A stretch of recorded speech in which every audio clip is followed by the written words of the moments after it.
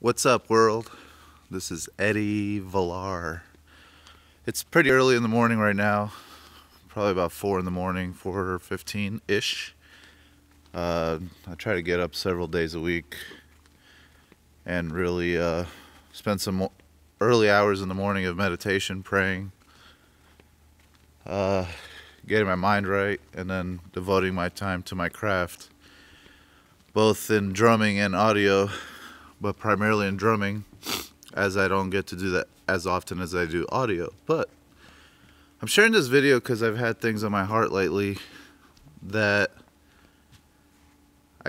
has kind of brought some resolve to things I think about often. And I always share videos of me drumming or doing something audio-wise, and that's the side of me you get to see, but you don't always get to see the part of me that maybe explains why I do what I do, or why I even try to do things I do. I started thinking about the word artistry, if that even is a word. But basically I started thinking about what we do as creative professionals. Okay, that's probably a more professional phrase to use. As creative professionals, what we tend to do is create an illusion, right? There's a journey, there's a path, there's a story we're trying to tell. And whether we have maybe even the right tools or the right methods of portraying that story, our job is to create an illusion to help someone else that has never walked that journey to potentially walk that journey. And when I play drums, let's say there's a certain way I play, and there's a style to my playing that some may like, some may not like, and that's okay. But the point is, naturally, because of, let's say, things that have influenced me drumming-wise, I approach a song a certain way, and that goes for any instrument. Person playing piano, guitar, electric guitar, organ, whatever it may be. And our influences cause us to tell stories in different ways. So I say this for the reason of, I just feel like it's been a revelation for me. Sometimes we don't have the tools or the right things we think we need to be successful, but I want everyone to understand that what you need is already in your hand. So let me say that again. What you need is already in your hand. It doesn't require fame, spotlight for you to get started. What you need is already in your hand. And for so many years, I kind of understood that philosophy, but deep inside didn't really understand that philosophy because of the way I executed. And execution is key. Faith without works is dead, as the Bible says. So, we could boo-hoo all we want, complain to God all we want that stuff isn't happening, but if we aren't doing our part in executing, our faith is dead. I mean, it's clear as day. Why do we make it so complicated? The word is plain.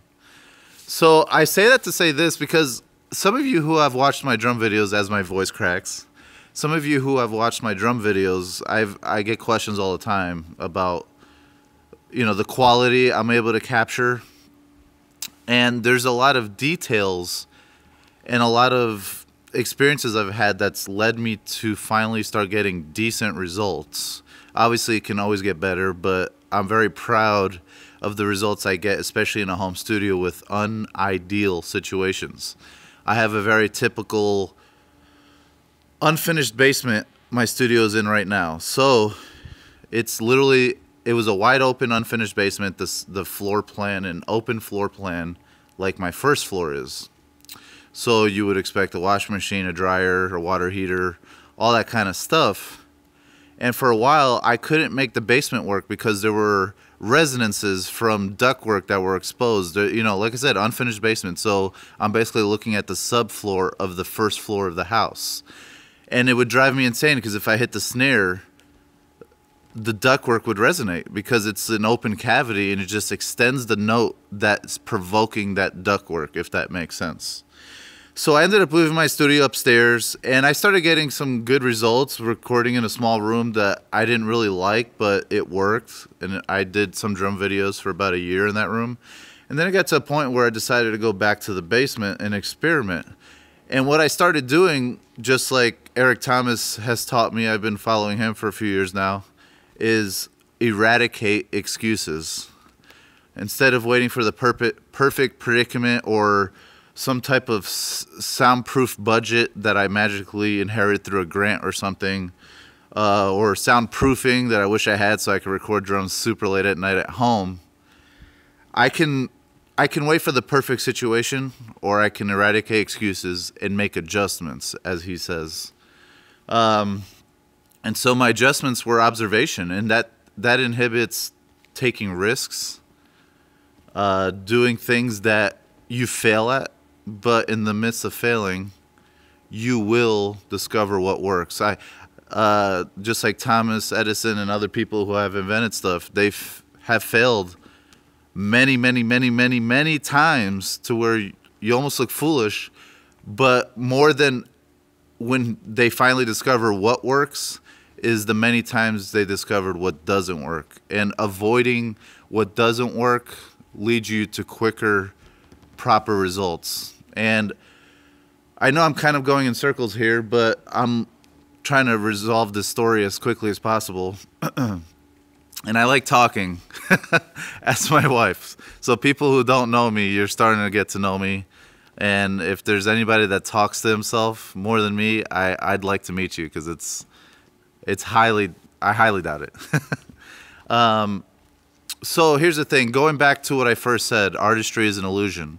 People asking about certain quality of results. If you look at my video, you're noticing like I'm in some type of enclosed room. You see wooden pallets on the wall, and maybe another video I'll explain why I'm using wooden pallets, what I have in it, and all the acoustical design I've custom made according to my budget, which in that case was free. So once again, using the resources you have, using wisdom. God gave us a brain as a sense of defense, so that we can get things accomplished without necessarily having to empty our pocketbooks. That's another story for another day. I created an illusion that I'm in a enclosed room. Okay? The wall to the left, well, the right of the drum set from my perspective when I'm playing, but the left from the audience perspective on the camera, is actually a floating wall. When I started targeting the resonance I had in the ductwork, and bear with me, I like walking as I share a story. That's why you keep on seeing me go in circles. It helps me talk, hopefully.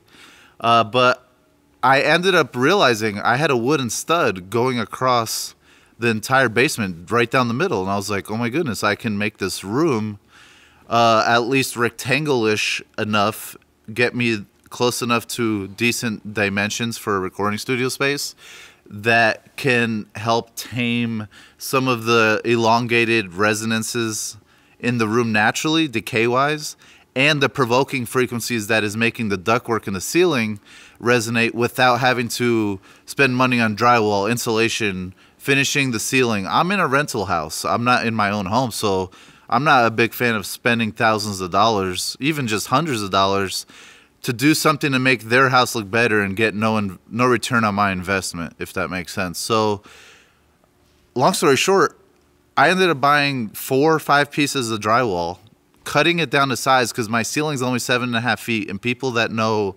acoustical design and ideal ceiling heights, especially for recording drums, 7.5 feet, that's not the way to do it. I laugh because I've spent many years, I didn't say many weeks, many days, many years failing at thinking I know what's right, and after doing experimentation and gaining wisdom and knowledge through research, you learn what works and doesn't work. But more importantly, you learn when you're in an unideal situation like me with that low ceiling height, how to make it work. And without going into details what I'm doing absorption-wise on the ceiling to help offset some of those issues, that wall controlling the energy going across the room literally canceled out 90% of the resonance in the ductwork because it's keeping the energy from getting to the main part of that ductwork. I know I'm going in circles here. I apologize. And I keep on saying ductwork, so you're probably like, shut up. But I'm just trying to paint a picture here. Once again, I'm going back to how I talked about an illusion. And what I did was I focused in the room, and even with the camera work, the wall behind the camera isn't as pretty, let's say, or finished looking as the wall you normally see in the video footage. Once again, creating that illusion, getting the right camera angle, putting big TV lights with chimeras on them on both sides of the camera to light me up, but obviously not putting the light in the camera shot. But you don't realize that the light sometimes is literally within a foot of the camera lens, but I hide it just right. Once again, an illusion. So a lot of lessons in artistry is understanding how to make little much for you. Some things I've learned. I'm here at my church right now. I like to come here to practice drums because nobody's here at this time, and I can make more noise while people are sleeping. I'm grinding and hustling. But I'm not going to turn the camera around because I have it focused on selfie mode. But I was going over with a friend of mine, Shane, about how we both love drums, and we always talk about getting the most resonance out of your toms, right? And this is a vintage drum set here. This is a several decades old Yamaha recording custom drum set. And I'll quickly go to the story. This is an illusion that you kind of paint to an audience. They think they hear these drums and they hear it resonate very well, right? But there was a lot of observation and failures we had to experience in order to make this tom actually sing, this 10-inch tom in particular. And because of the flaws of the tom, it has a tendency to want to choke. Long story short, it just chokes because of the mounting system from it being so old. Modern drums don't have as big of an issue anymore. But the problem we have is we use these handy little Shure 98 clip-on mics, and they're amazing sounding. Love them.